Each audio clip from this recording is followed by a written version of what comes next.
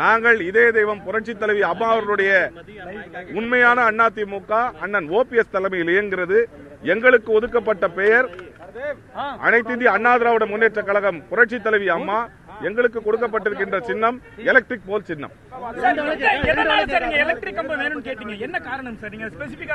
எங்களுடைய அனைத்து இந்திய அண்ணா திராவிட முன்னேற்ற கழகத்தின் தலைமையேற்றிருக்கின்ற அண்ணன் ஓபிஎஸ் அவர்களுடைய கோரிக்கை ஏற்கப்பட்டிருக்கின்றது.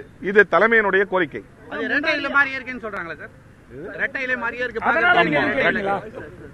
அதுதான் அவருடைய அரசியல் சாணக்கியத்தனம் என்று கூற முடியும். இல்ல சார், அப்ப இரட்டை இலை மாதிரியே தான் மின் கம்பமும் இருக்கிறதுனால நீங்க கேட்டீங்க, நாங்க புரிஞ்சுக்கலாமா? அனைத்து இந்திய அண்ணா திராவிட முன்னேற்ற கழகத்தினுடைய அண்ணன் ஓபிஎஸ் அவர்கள் இதன் விவரங்களை கொடுத்தார்கள். அதன் அடிப்படையில் இந்த உத்தரவுகள் பிறப்பிக்கப்பட்டிருக்கின்றன.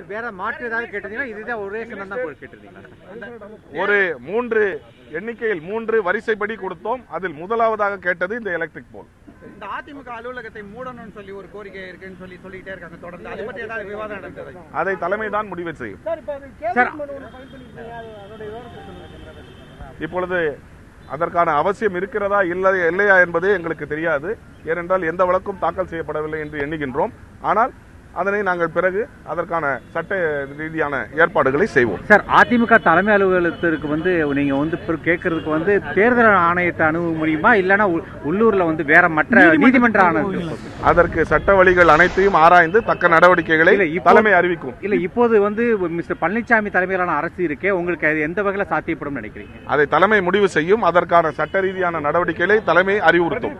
மின்கம்பம் ஒதுக்கப்பட்டது உங்களுக்கான முதல் வெற்றி நினைச்சுக்கலாமா சார்? இரட்டை இலை மாதிரியே இருக்கிறதுனால அது போன்ற மின்கம்பம் ஒதுக்கப்பட்டது உங்களுக்கான முதல் வெற்றி. அனைத்து இந்திய அண்ணா திராவிட முன்னேற்ற கழகம் புரட்சி தலைவி அம்மாவினுடைய பெயரை தாங்கிய இந்த அங்கீகாரமே எங்களுக்கு முதல் வெற்றி.